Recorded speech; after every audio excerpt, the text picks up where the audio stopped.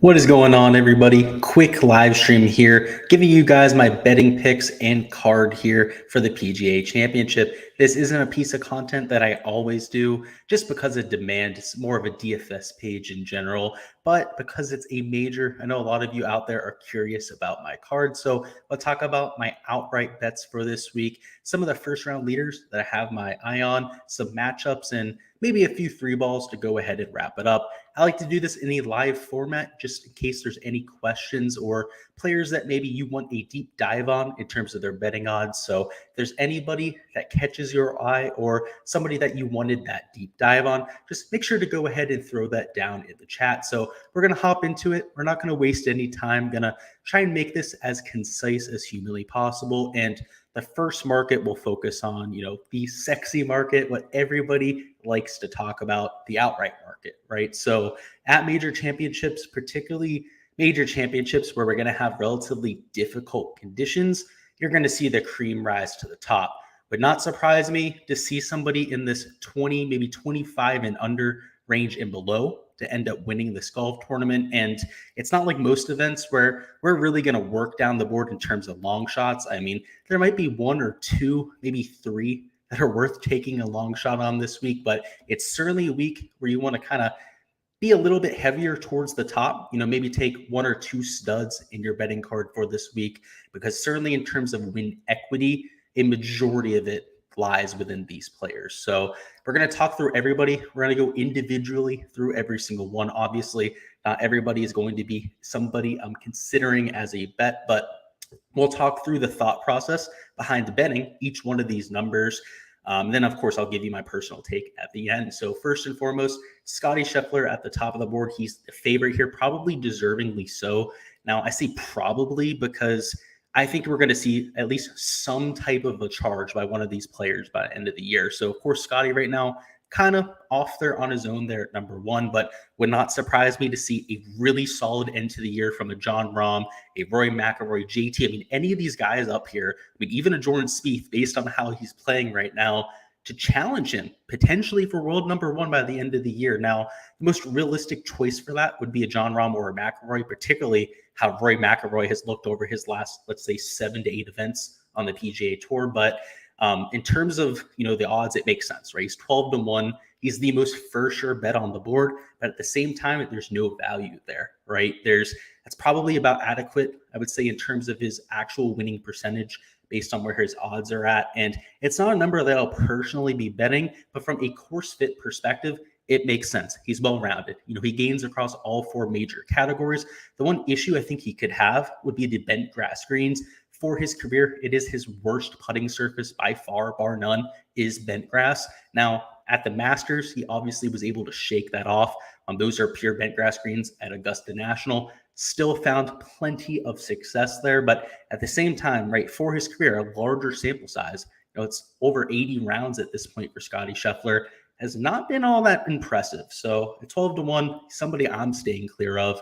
Also plays in the PM wave, which we're going to talk a lot about weather here because it looks like it's going to be important this week. And I say that, with a little bit of disdain in my voice, because it's unfortunate, right? I want everyone to have the same type of conditions out there. But as of right now, there's traditional weather on Thursday, where in the morning it's a little bit calmer than in the afternoon. But on Friday, there's a really, really nasty storm coming through. It's not a rainstorm, but a windstorm. We're going to have 40 to 50 mile an hour wind gusts. And that, of course, is going to impact the players playing early on Friday.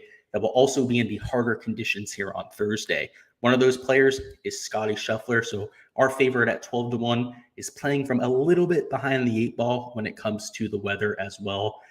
Just further making him somebody that I'm not betting. Jon Rahm at 14 to 1 is in that same wave. In fact, of the players up top, most of them are playing in that wave. So we'll be dealing with the quote unquote harder conditions. Those players include Scottie Scheffler, Jon Rahm, Justin Thomas, Colin Morikawa, I think Patrick Cantlay as well, and Dustin Johnson. The players that I know are playing in the morning wave include Rory McIlroy, Justin Thomas, I believe is playing in the afternoon. Another morning player is Jordan Spieth, Cameron Smith, I believe Hideki Matsuyama, and Xander Schauffele all play in the morning wave. So in terms of outright bets, I don't want to say I'm completely constricting myself to that type of market, but when you're looking at the price tags that are out there, a lot of them aren't reflective of that type of AM versus PM split at this point. A lot of the value out there are on those AM guys, right? So if you're betting right now, the tee times came out today. That's where the biggest edge is going to be, right? Trying to target the guys that are in the favorable conditions. Now, come tomorrow night, right? Wednesday night, let's say you're watching this on replay, we could see a little bit of turnover, right? Very possible that some of these guys end up getting steamed down a little bit because no one wants to bet them since they're playing in the quote unquote harder of the two waves. So something to keep an eye on, right? As of right now, there is some value on the guys that are playing in the morning. We'll catch up on chat. Antonio says, yo, Luke, what's up? Thoughts on Reed? I can't believe I'm considering playing him. I might play him in DFS. I won't play him in terms of an outright market. I don't see him winning this thing, but yeah, you're right. It's a course where you got to get up and down. So I agree with you. I hate to say it. He's not my favorite player. I think everyone knows that at this point. I don't hide my disdain for him. I think he deserves every bit of crap that he gets. But yeah, I could see him playing him in DFS. Catch Me If You Can says, I'm with you, dude. I'm playing him. Yeah, I agree. I think a lot of us are in lockstep there. Hef says, how will the weather factor in early versus late/early? So just answer that. Hopefully that gives you an answer there. If you want any type of clarification or any type of further information, just let me know. More than willing to do it, more of a deep dive for that for you there. Robert says, can't lay for all the moolah. He's playing in the morning, so hopefully, I should say he's playing in the afternoon. Hopefully he can survive that. But yeah, I love him this week. He seems like it's his time, right? He deserves to be a major champion at this point. I mean, he's well-rounded, gains across all four categories, FedEx Cup champion. He's shown to be clutch, right? He makes those 15-footers when it matters. We saw it at match play even. I mean, I agree. He deserves it at this point. I used to give Cantlay a lot of crap because he wasn't very animated. I didn't think he cared all that much. But that's just his personality. And the more and more I've gotten to know the guy, the more and more I like Cantlay. So I agree with you there, Robert. I at least hope that he has a solid week. And Nick says, so sick of weather being a factor in tournaments. I agree. That's kind of why I said it with that little bit of disdain in my voice there. It's not the best because it's not fair, right? Guys like a Scotty Scheffler who's been on this run, right? Maybe he deserves to have a little bit of an off tournament, right? But it shouldn't be the weather that causes it, right? It shouldn't be 50-mile-an-hour winds at 7 a.m. on a Friday that derails him. And at this point, guys, anyone who's playing in 50-mile-an-hour winds, good luck shooting 77, 78. It's going to be really, really ugly for the guys that have to play in that. I hope the forecast is a little bit wrong. I hope that it's a little bit less severe than what they're saying. So let's talk about some of the guys I do like. I have my eye on Rory McIlroy. May actually place the bet tonight. I was hoping we'd get something closer to 18-1. One of these books would maybe try to beat all the others, competition right between these books. I'm trying to get the business of all of us customers. Would put something like an 18-1 line out there. At this point, 16-1 at FanDuel is the best line that we have. So I haven't fired it yet, but if it lingers any longer, given the fact that he is playing in the AM wave, is going to be able to avoid that quote unquote really bad weather, I might have to fire on it, right? I think people might be keen to that, might start firing at 16-1. It might actually start to go in the other direction towards 12-1, 14-1, like we have at a lot of these other books. So in terms of my first fire, I haven't made it this week, but it's more than likely going to be Rory McIlroy sometime this evening. A few other guys I'm considering would be Colin Morikawa, unfortunately playing in the PM wave. So if we're going to bet Colin, it's not going to be right now. It's going to be if his number drifts because of the fact that he's playing in the afternoon wave.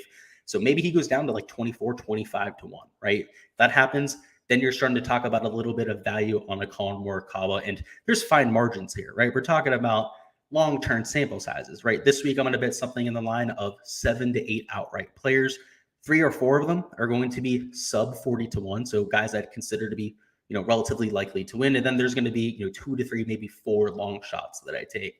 Whereas on a lot of weeks, it's 1 to 2 studs up top and something like 7 to 8 long shots, right? It's a little bit more evenly distributed this week. Colin Morikawa would be one of the few guys I am willing to actively shop for in the PM wave because we saw him have success at the Open Championship.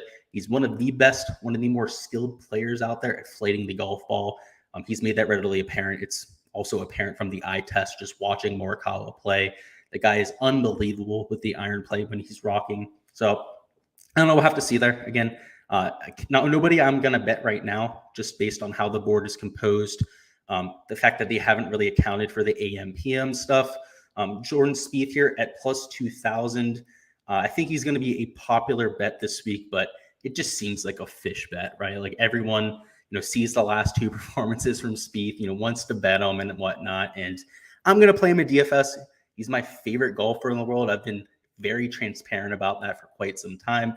But for me to come out here and be like, oh yeah, bet Jordan Spieth this week at 20-1, like, it's useless. You've probably heard it 1,000 times already this week. I mean, I get it. I'm probably going to bet him outright to win. So don't get me wrong. He'll probably be on my betting card, but it's not really because the number's solid. I mean, realistically, outside of these last two performances, right, he would have been priced at 40-1, maybe 38-1 at a few books, something like that.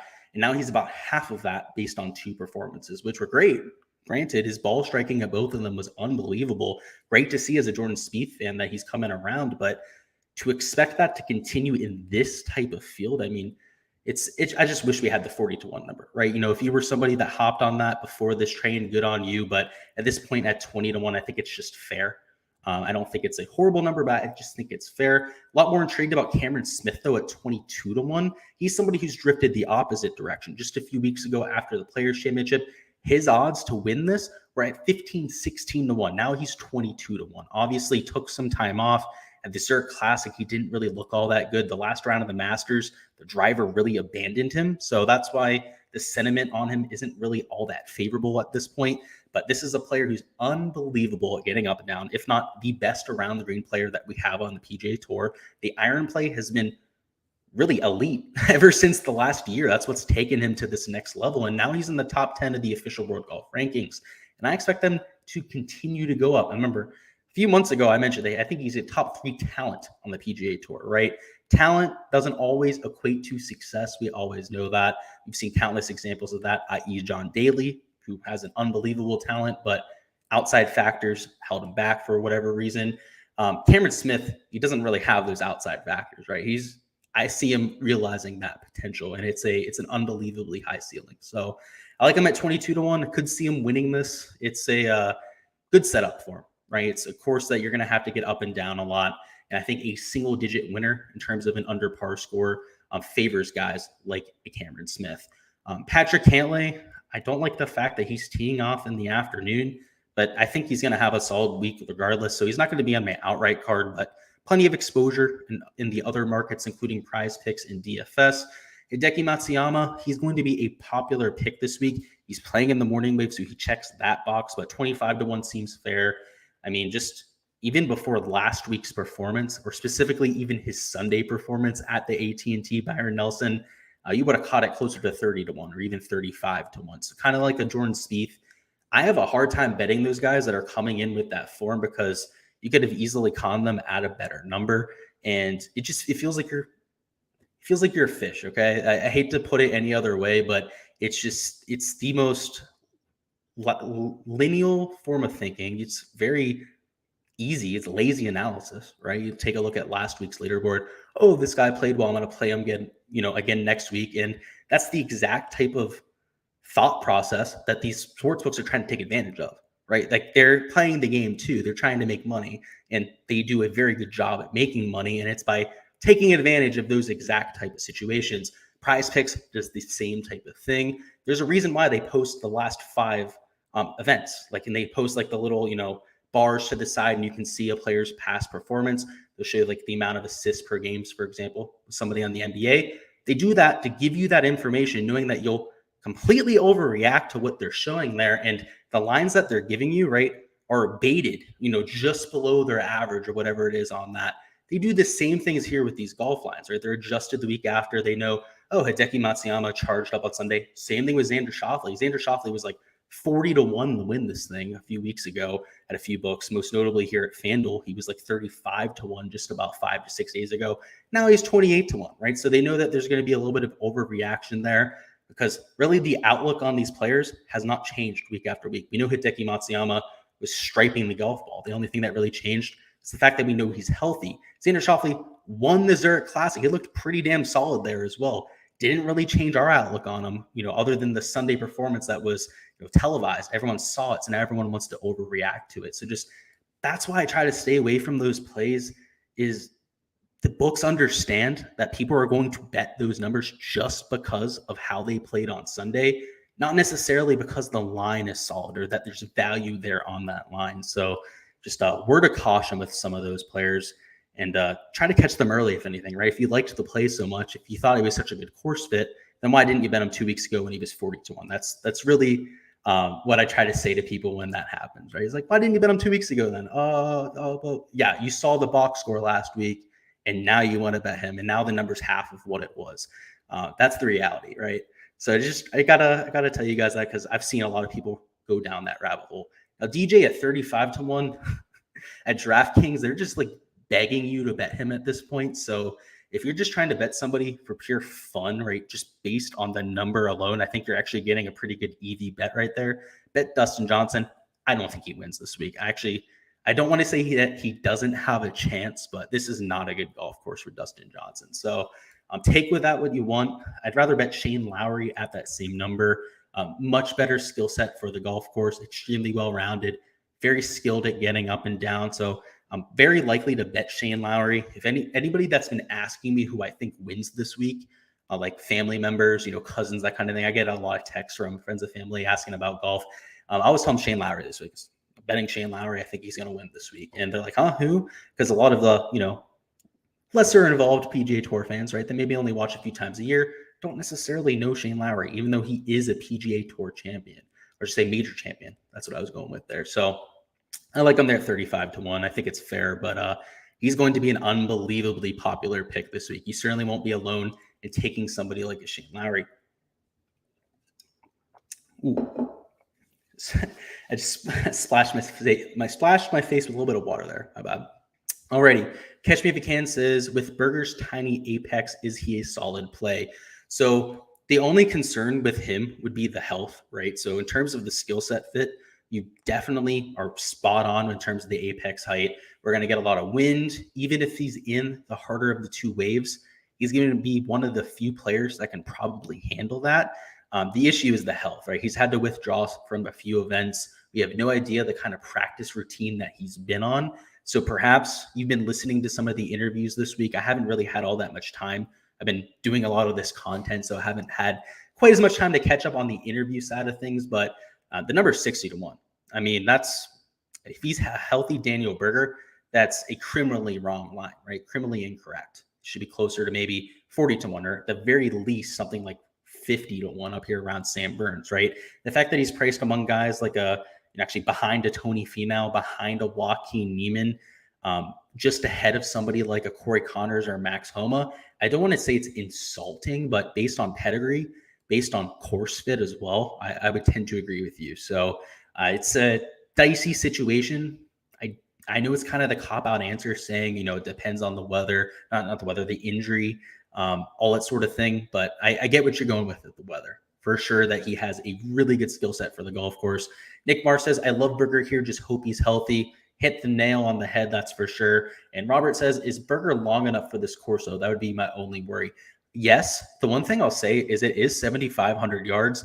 We are in Texas, though, right? So everything's going to be super bouncy, very firm. You're looking at 15, maybe 30 yards of rollout on pretty much every single drive. And the players that are hitting it lower, like a Cameron Champ, might see upwards of 50 to 60 yards of rollout. I would imagine Cameron Champ hits a few 400-plus yard drives this week.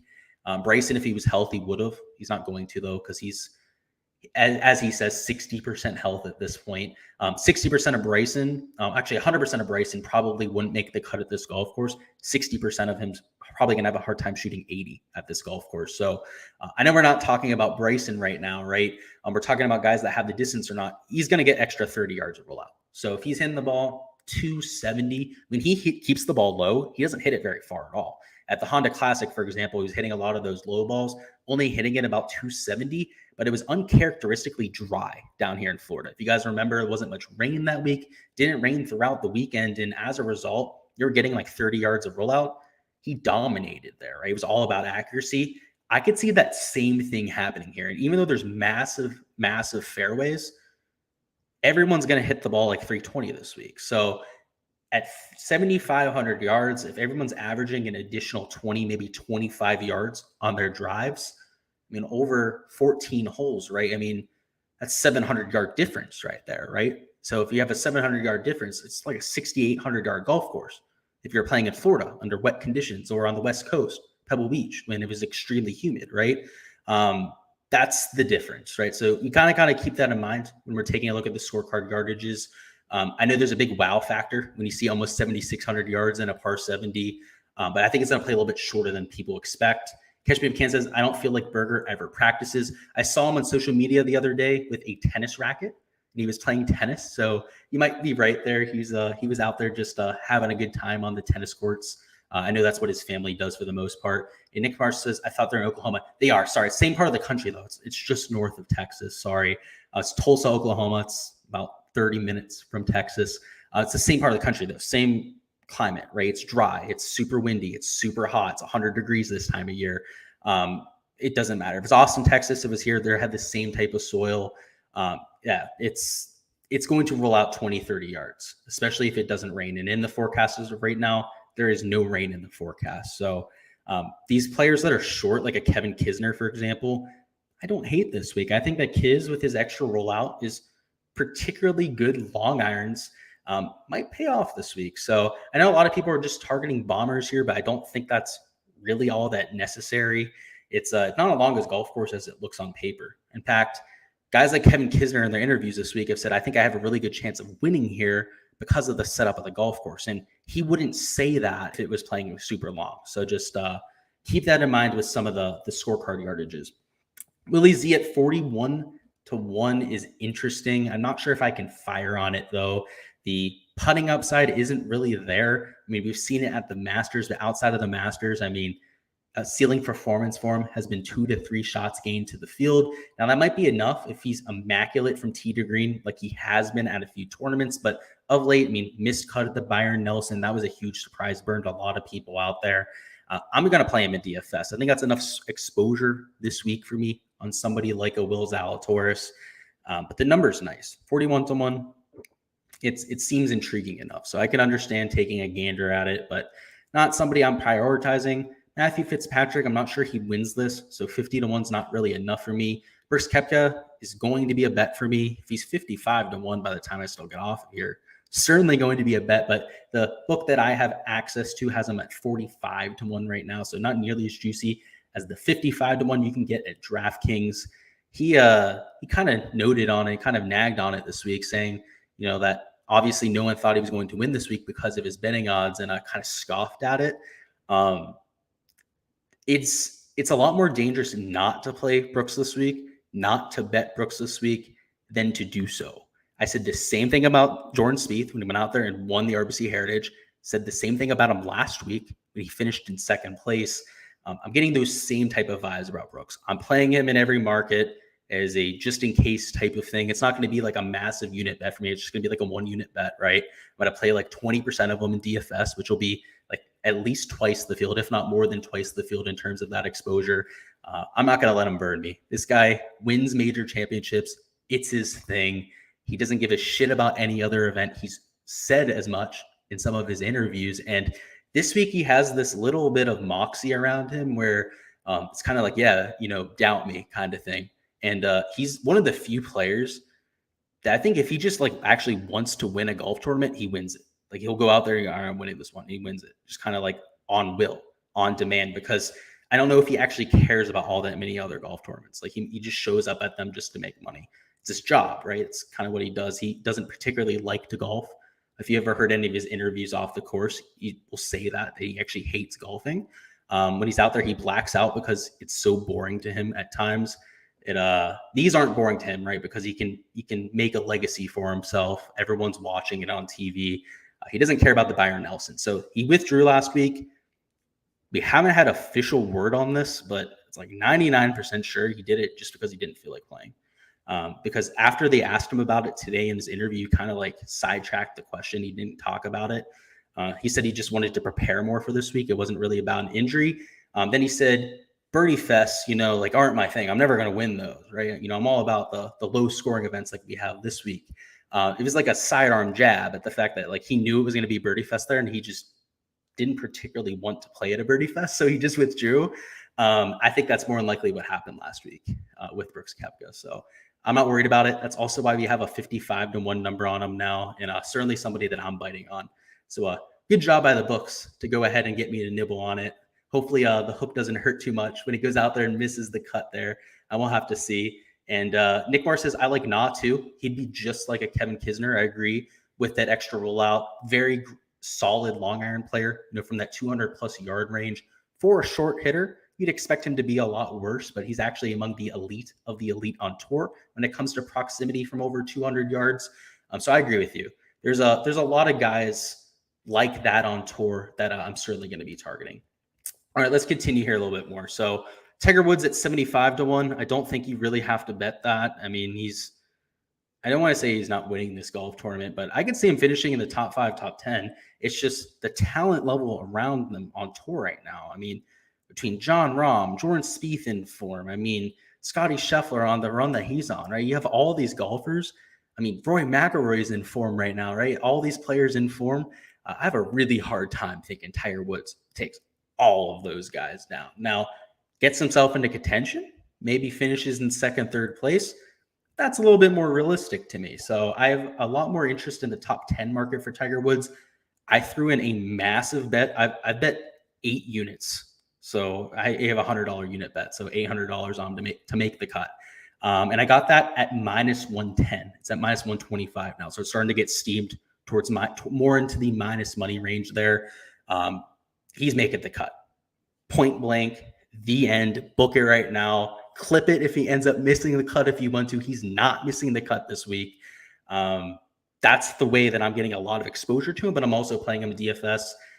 Might take a look at the top 10 market there. I think that he's going to impress this week. It's a golf course, like I said, where guys like Kevin Kisner, Kevin Na, if you're being positional, right?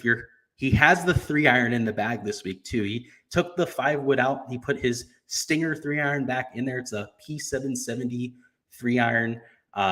He's going to be hitting a ton of those this week, and he can carry that like it was like 290 in his heyday. I assume closer to like 270 at this point, given his restrictions with the leg and whatnot. And that's going to carry out there with rollout, maybe 300 yards. And that's enough to play this golf course. So he might not even need driver this week. So I love him to make the cut. I think it's as close to a for sure thing as you're going to get with golf, to be quite honest with you. That's why I put an 8-unit bet on it. I don't do that very often. I don't put all my eggs in one basket all that often. Trailhead at plus 9,000. I'm interested in it. Not sure I'm going to actually bite at it, though. I like him more in the DFS sphere. Just he always thrives at these really difficult golf courses. I mean, you can see he's 40-1 at Draftkings, 90-1 at FanDuel. So, I mean, obviously it's all about the number here if you can actually get that on a trailhead. But that interests me. BetMGM has Billy Ho at plus 1,000. Sorry to say, just 100-1. Probably an easier way to put it there. Like I said during my core picks video, I think that he has the skill set to go out there, win a major championship here at some point, and kind of like that Kevin Kisner, Kevin Na type of mold. This is the type of golf course where he could get that done. A Whistling Straits, a Bethpage Black, Kiowa Island type of golf course that's like almost 7,800 yards. You have 4.5, 5-inch rough. He's never going to have a chance there. He's not strong enough to. He doesn't have the ability to hit it out of the rough at those golf courses. It's only 2.25, not even 2.5-inch rough this week. And also super wide fairways, right? So you're not going to be dealing with any of that penalty with the rough this week. So if a short hitter is going to win one of these majors, and it hasn't happened for quite some time, right? The last quote unquote short hitter that has won a PGA Tour major, you could say it was Colin Morikawa, right? But he still hits at 310. He's not a short hitter. He's just not an elite bomber of the golf ball. It's going to be sometime soon at an event like this that one of those guys is actually able to come through and win. All right, we're in the pure long shot range now. We're not going to spend too much time here.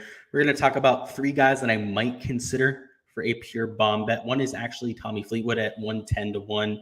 He gains across all 4 categories. He's solid at more difficult tracks.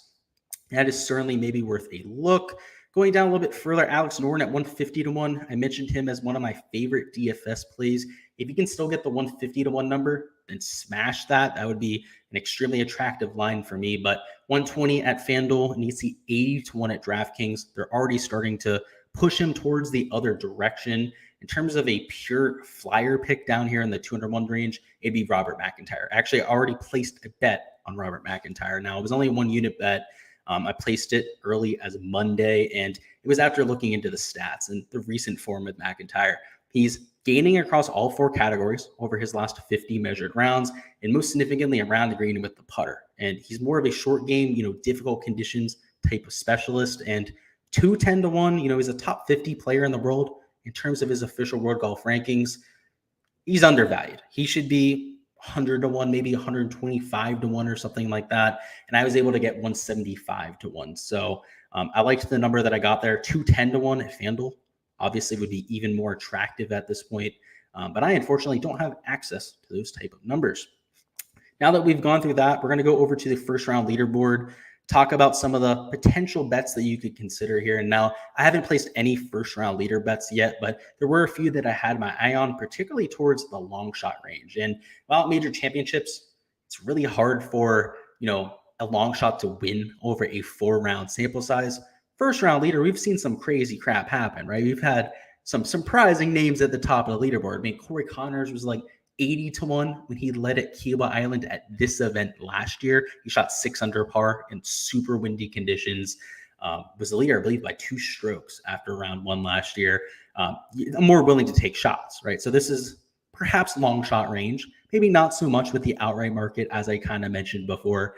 But with the first round leader market, we can be a little bit more, let's say, aggressive about it. So I'm actually going to skip the top end range. Let's try and focus on some of the guys that are, let's say, 50 to 1 or longer here. And we're looking for 2 things, to be honest with you. I'm looking for guys that are streaky. So first off, volatile, high birdie or better percentage type of players, but also solid putters. To be a first round leader, you got to go out there and get nuclear hot with the putter. And somebody that draws my eye would be Cameron Young at 70 to 1. It's not really a good golf course on paper for Cameron Young, but he's been first round leader a handful of times already on his PGA Tour career. He's aggressive. He gets that putter working in a hurry, and I think it's scorching hot. I could certainly see myself there at 70 to 1. He's actually priced a little bit down, right? In the outright market, he would have been closer to the guys down here at like 80, maybe even 90 to 1 in terms of their numbers. They have him at 70 to 1 because they're respecting his game. Like, these books don't want to get burned by the Cameron Young first round leader number because he's done it time and time again. He's proven to be one of those guys. So anytime you see that type of respect for a player, you know that he's on the volatile side. You can go down a little bit further. Brooks Koepka, he started off pretty strong at major championships at the past. I think 75 to 1's fair there, but maybe not my favorite. I still prefer Cameron Young at 70 to 1. He's shown a knack, like an uncanny knack for going out there and being first round leader. Towards the 80, 90 to 1 range, Sebastian Munoz is always worth a look at first round leader, but 80 to 1, after his performance last week, I just think he's being priced a little bit lower than he should be. Cameron Champ at 100 to 1, a little bit more intriguing on my end, just because, kind of like a Cameron Young, that distance, that aggressive iron play, Champ also an extremely streaky putter. That tends to be those guys that go out there and are first round leader. So I like the firepower that it brings to the table. Could see myself investing a few dollars in that market. Tommy Fleetwood, another prime candidate for first round leader. And that's probably going to be it, guys. There's a sweet spot for it. You want to be taking somebody where you're getting a pretty attractive line, right? Something in the, let's say, like 50 to 100 to 1 range. But as soon as we get a little bit further down the board, the talent level drops off a cliff. I mean, there's all guys here that could catch the hot putter, like Chris Kirk. If he just somehow gains to the field with his putter, right, he could go out there, be first round leader. Taylor Gooch, after a really disappointing performance, I could see it too, right? 130 to 1. So maybe that's worth a few looks. But outside of a few notable exceptions, like the ones I just pointed out, it gets pretty rough pretty quickly. I mean, Keith Mitchell, an extremely aggressive player, 150 to 1 kind of calls my name. I prefer Kisner more in the outright market. He doesn't really have the firepower I'm looking for in terms of a first round leader. He would have to do it almost entirely with the putter. And that's probably going to be it. Yeah, looking for this. I mean, Webb Simpson 150 to 1, I guess. I mean, he's at least in his career, not of late. He's been volatile. He's gone out there, been first round leader. That's all. That's going to be it for the first round leader stuff. We're going to spread over here now. We're going to go to the matchup market, which is where I tend to spend a lot of my time when it comes to golf betting. I know outrights are the sexy market. First round leaders, a lot of people like to bet that type of stuff. You're obviously getting 50 to 100 to 1 type of numbers there at some point. But if you want to actually grind out profit, you want to do this a little bit more seriously. And in terms of the biggest edges when it comes to sports betting, it's mostly going to be with these matchup bets, right? Smaller sample sizes, not 156 golfers where you're trying to choose the right one, where you just have two choices. You're just trying to make the educated choice out of the two. Now, you don't just want to bet every matchup, right? You're not just going to take the guy you favor in every matchup. Kind of got to pick your spots, right? There has to be enough value there to bet. And you can see some of the juice here can be, upwards of minus 150, right? Minus 150, minus 160, close to minus 50 with a Rory McIlroy over a Patrick Cantlay. So obviously shop your numbers. Make sure you take a look at some of the other books that are out there with some of these matchup bets. But if you do your homework, you really do your due diligence with this form of betting, it is by far the most profitable that's out there. So we'll catch up on chat before we hop into these here. Hef says Gooch at plus 150 looks tempting. I agree. I think it looks tempting. I think the number is skewed downwards because of his performance last week and his missed cut. It's a golf course that could make sense for Gooch. He's well-rounded, right? He gains across all 4 categories when he's playing his best golf. It's just the recent form concern, right? But that's why you're getting the number there at 150 to 1. So I could certainly see betting that. It's a high risk, high reward play. Mr. Waking Up says Morikawa has finished inside the top 10 of every single time after taking off 3 weeks or more, that's interesting, right? That's kind of like a counterintuitive trend where you'd expect the time off to translate to rusty play. But obviously he, works on his game when he's quote unquote taking time off. That's what I can tell from that type of trend. And thanks for pointing that out. It's a really good stat there. It makes me feel a little bit better about Colin Morikawa because, yeah, he took some time off before this event. And I was kind of wondering why we didn't see him. But, hey, if the last, whatever it was, I'm not sure how many times that he's done that. Probably assuming it's at least 3 to 4 times. He's finished in the top 10. He probably feels pretty good about it.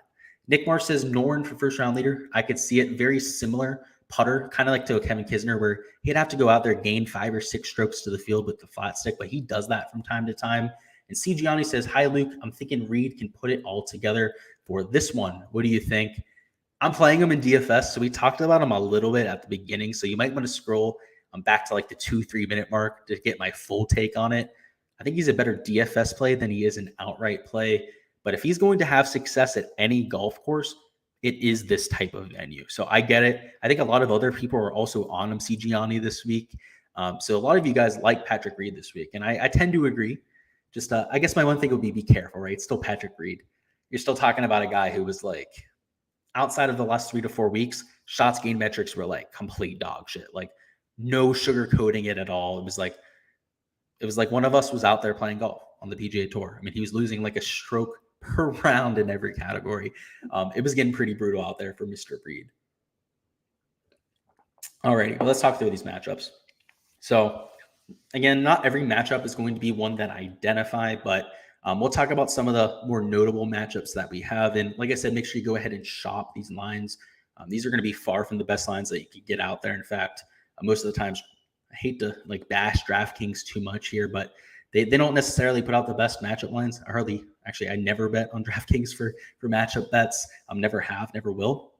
Anyways, let's talk through them. So this Rory McIlroy versus Cantlay matchup, obviously it's juiced towards Rory. I'd expect that to be in pretty much every book that you're looking at, and it makes sense. I'm still betting it. If I can get it closer to 110, minus 115, going to be a full unit bet for me there because from a skill set perspective, also from a tee time perspective, right? Rory McIlroy teeing off in the morning, Patrick Cantlay in the afternoon. We've already outlined the huge difference that's going to be between the two waves, at least in terms of their scoring averages.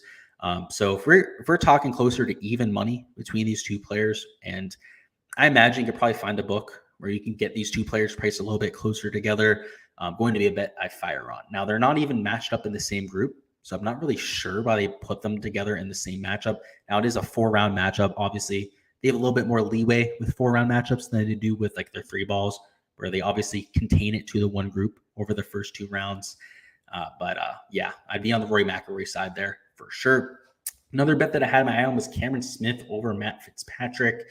Like I said, I love both plays, both of them extremely well-rounded, but Cameron Smith is being a little bit disrespected. I mean, truthfully, other than his last performance, just one bad performance, he's been unbelievable. I mean, top 3 player in the world caliber type of player. Again, if we can get him closer to even money, something like -110, -115, rather than the -140 number that we have right here, I'd be a lot more intrigued in taking a Cameron Smith.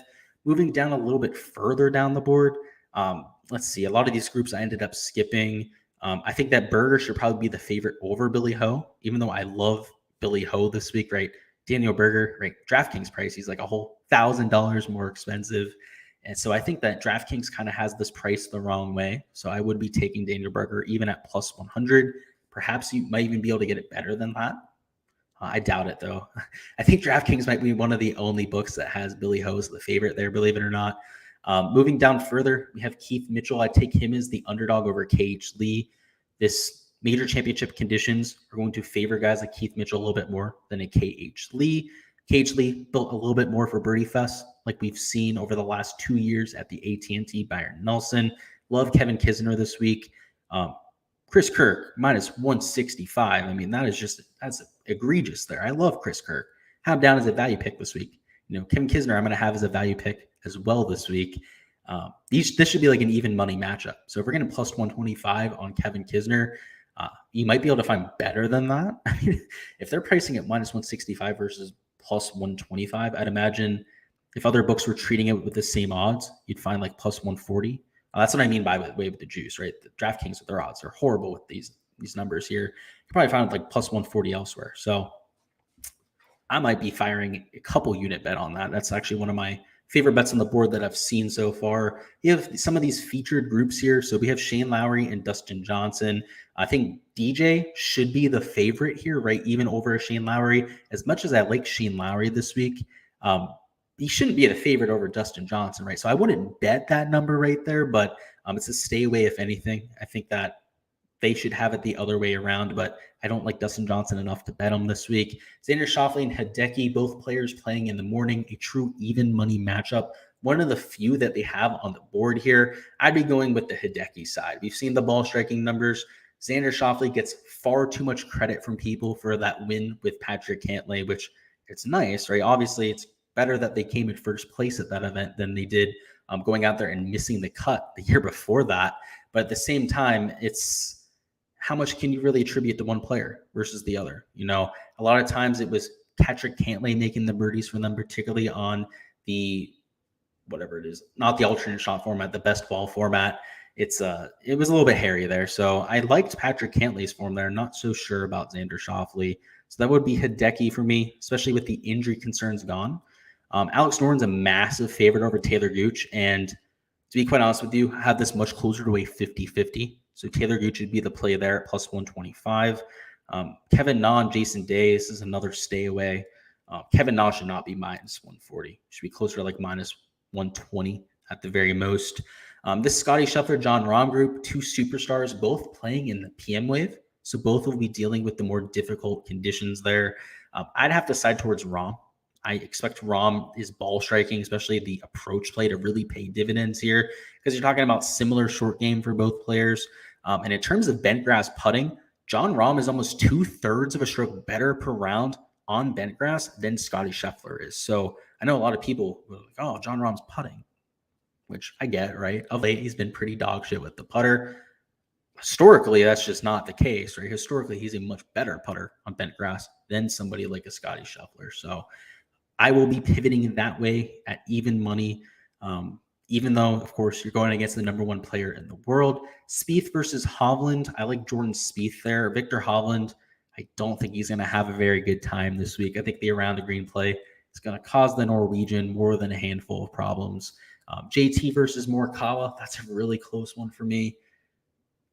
They're both playing in the afternoon wave too, so it's not like you're dealing with an AM versus PM thing. I'd stay away from that bet because I think that it should lean slightly towards a Justin Thomas, right? Um, so I agree with the bet. I agree with the line there. So I'm going to stay away from that line there. And lastly, that's the last one I really had my eye on was the Jordan Spieth line. Anytime we can go against Victor Holland, I'm going to take it this week. As long as you're getting, a relatively solid form golfer, like somebody like a Jordan Spieth coming in with form, or Roy McIlroy, that sort of thing. Victor Holland's going to struggle mightily this week when it comes to the around the green play. And like I said, if you can get him with pretty much anyone else in that 9K range of DraftKings or even the 10K range of DraftKings in a head-to-head matchup, is going to be something that I'm looking to leverage this week at a variety of different books. I guess we could talk about the Zalatoris Connors group, the two super ball striking heavy players. The play would be Zalatoris, right? But minus 155, I mean, just way too much juice to be laying there for my liking. So not somebody I'd be betting at minus 155. We'll head over here now and try and do some of these three balls. So now that we talked to the head-to-head matchups, let's talk about our matchups here for Thursday. So, of course, these are just one-round sample sizes. The matchup bets were whole tournament-long sample sizes. And when it comes to round-by-round betting, I don't think the biggest edges are really in the first round. It's more for rounds 2 through 4, right? After the round ends, we have access to shots gained data. Now, this week at the PGA Championship, it's a little bit less accessible than it is for other golf tournaments. But based on just watching highlights, where it's the PGA Championship, right? Let's get real. We're going to be watching the golf tournament all day if we can. For those of us that don't have to work, you're going to know how these guys are playing, right? So round 2 through 4, it's even bigger gold mine when it comes to some of this stuff. So let's talk through my thought process for round 1, though, just to give you an idea of some of the players that I'll be keeping an eye on here. This group here of Alex Noren, McIntyre, and Palmer. I like all three players at this golf course, specifically Alex Noren and Robert McIntyre. I don't think there's enough value there for me to actually go ahead and fire an outright bet. That's just the unfortunate part. When there's 2 out of 3 players or even 3 out of 3 players in a group that I really like, makes it a hard time trying to differentiate between them. And a lot of times the numbers aren't always the most attractive when you have an extremely high profile group like that. A better example of a group that's a little bit better to bet would be this Chris Kirk group. I mean, Cal Mendoza, pretty much a non-factor in that group. So it's more of a head-to-head between Chris Kirk and Dean Burmeister. Burmeister, European Tour standout, right? I'd say top 10 player on the European Tour in terms of his pedigree. Chris Kirk, though, unbelievable with the ball striking, gaining over a stroke and a half per round from tee to green. So at plus 110, it's just a more well-rounded skill set. And even though it is just a one-round sample size, I think there's enough juice there to lay that. Moving down further, we have Xander Schauffele, Hideki, and Tony Finau. Obviously, one of the featured groups that a lot of people will be following here on a Thursday, especially towards the beginning of the day. For me, the bet here would be Tony Finau. He's plus 225. That's just a much higher number than he should be realistically. I think plus 150, plus 160, plus 180 or 90 would make sense for these three players. But over here at PointsBet, you're obviously getting a little bit of inherent value. So that's the beauty of using a tool like this, being able to shop some of these 3-ball numbers at a place like PointsBet, right? You're getting a little bit of boosted odds on a Tony Finau. So that is certainly where you'd want to take advantage of that. Moving down to this Bryson, Hand, and Max Homa group. Bryson is a complete non-factor this week. I can't stress that enough. He's going to miss the cut this week. Also somebody I bet to miss the cut.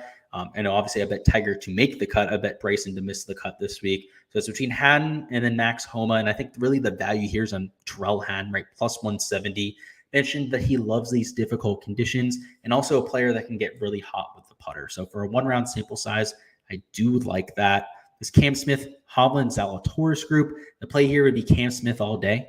Cam Smith, like I said, I think he should be in the top 3 of everyone's modeling this week, yet it seems like no one wants to talk about the Aussie for whatever reason. So I love him there at his price tag. This Tiger Woods group is going to be the most watched group. So obviously it's one that you might want to wager on here. I mean, Roy McIlroy, Jordan Spieth, Tiger Woods. So I got to give you a pick from this group. I know a lot of people are going to want to bet on it. And for me, it's Rory, right? It's the favorite, plus 140. I have a weird feeling about this event for Roy. I think he might win this thing. The more and more I think about it, right? That 16-1 number, I'm probably going to fire on that. I'm hoping we can get 18-1. I'm hoping it drifts. That would be the ideal situation here. But he's the one stud up top that I really do think has a chance to win this week, or at least better than the number that we're getting on the outright board, right? All of them have a chance to win. They're world-class players. But in terms of the number, in terms of the value that we're getting, he's intriguing me across the board, whether it's an outrights, head-to-heads, matchups, three balls, liking what I'm seeing from a Rory McIlroy, Patrick Reed, Justin Rose, and Bubba Watson. Oh boy, it's a group of three washed-up players. I guess I'd take Patrick Reed, but that's not a very convicted pick there from me. Matt Jones, Landon Higo. I love Matt Jones. Matt Jones is one of my favorite sleeper picks this week. I mean, unbelievable around the green play from the Aussie. So could see him having success. Kevin Na, nearly plus 140. That seems good enough for me to take a shot on him. I mean, Daniel Van Tonder, not really all that worried about him. He's a South African player that plays on the European Tour quite often. We have Sam Burns, Young, and Davis Riley. It's kind of a group of these three young up-and-coming bombers. And for me, I think Davis Riley at plus 235, I think that's interesting enough, right? He's good around the green. He's a relatively well-rounded player, a little bit less of a bomb and gouge player than somebody like a Sam Burns or a Cameron Young. And I would much rather have the well-rounded player at this golf course than that bomb and gouge strategy. So obviously from a pedigree standpoint, Sam Burns head and shoulders above even a Cameron Young at this point, especially so a Davis Riley. But from a course fit perspective, I think you could be onto something there with a Davis Riley. Moving on a little bit further, I mean, I don't love either of these two groups here.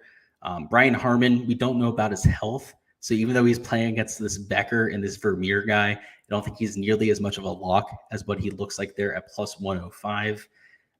This Lanto group, again, he's the clear favorite there, right? But Laurie Carter, don't completely shortchange him. He's a pretty damn good golfer himself.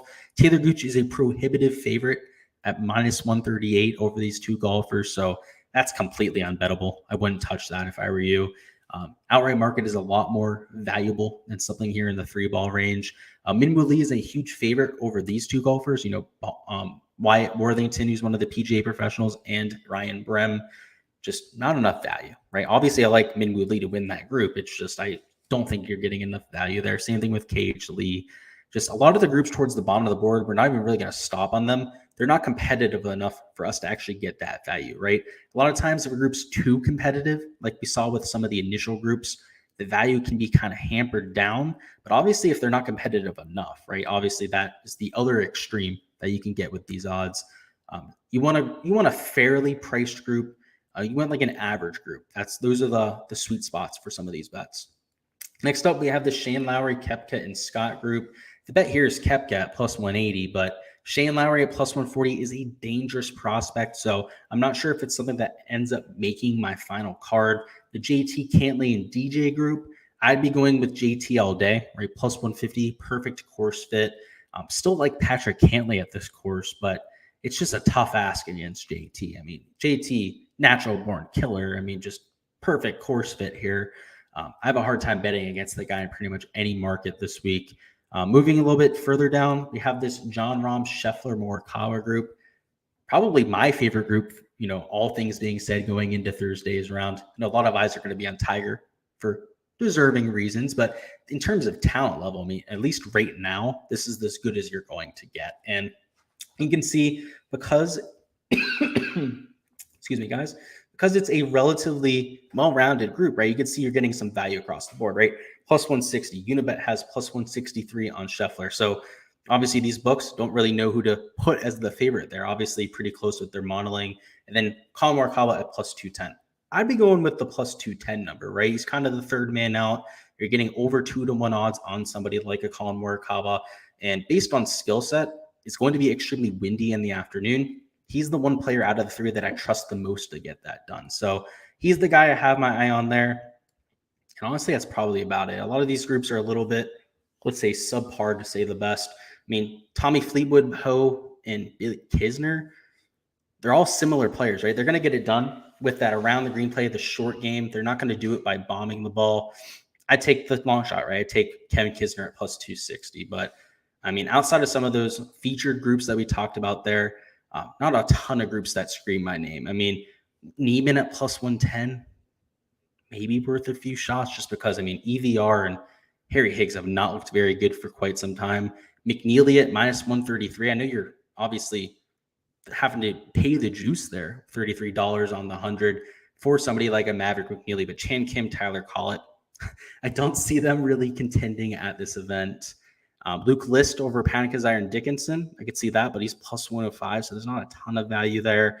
And lastly, this Aaron Wise, Joel Damon, Jared Jones group, I would take Joel Damon, but he should be closer to plus 150 in reality. So not something that I'm all that certain I'm actually going to end up adding to my card, but he would be the lean there in that category. Let's go ahead and wrap up the stream here. If Mr. Waking Up says, if everyone struggles around the green, shouldn't be focused on those who excel elsewhere. It's not that everyone's going to struggle around the green. It's that you're going to be tested around the green. So there's golf courses where anyone can get it up and down, right? Where you have a lot of green to work with. You can't really hide pin locations. And usually those golf courses tend to run closer to like an 11 and a half on the stimp meter, where if you hit a ball a little bit too far, right, it's going to go, let's say 5 to 6 feet past the pin, which you can get away with, right? You can make those putts from time to time. At this golf course, if you miss by 5 or 6 feet, you might be off the green and you might be 40 yards away, right? So your margin of error at a golf course like this is closer to 1 to 2 feet than it is at other courses, something like maybe 6 to 10 feet. And easy around the green courses like the Puerto Rico Open, Mayakoba Championship, Mexico Open, like we saw a few weeks ago. I mean, you can hit a horrible golf shot and still have 5 feet for par.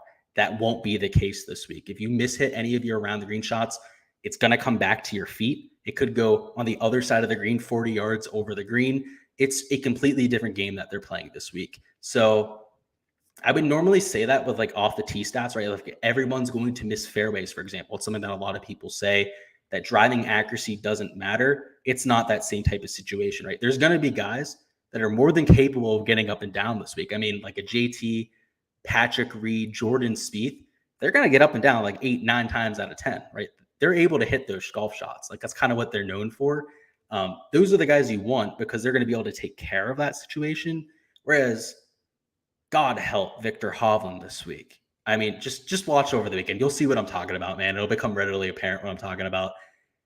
He's really not going to have a good time. Let's just leave it at that. So Aaron Manhez says, any weather play for Thursday, Friday? So yeah, if you want a little bit more details on that, Aaron, check out the beginning of the stream. I talk about it right around like the 5-minute mark, but to give you the Spark Notes version real quickly here, it's going to be relatively normal day on Thursday. So slightly calmer in the morning than it is on the afternoon, closer to, let's say 20, 25 miles an hour of wind in the PM wave, which will be tough for the guys playing on Thursday. But more importantly, on Friday morning, it's 40 to 50 mile an hour wind gusts. So the guys that are playing in the more difficult conditions Thursday afternoon are also exposed to the more difficult conditions on Friday morning, because right around midday on Friday, the wind goes from like the 30 mile an hour sustained range down to right around 10. And the wind gusts go down from like 40 to 50 miles an hour down to right around, I believe it was like 20, 25 miles an hour.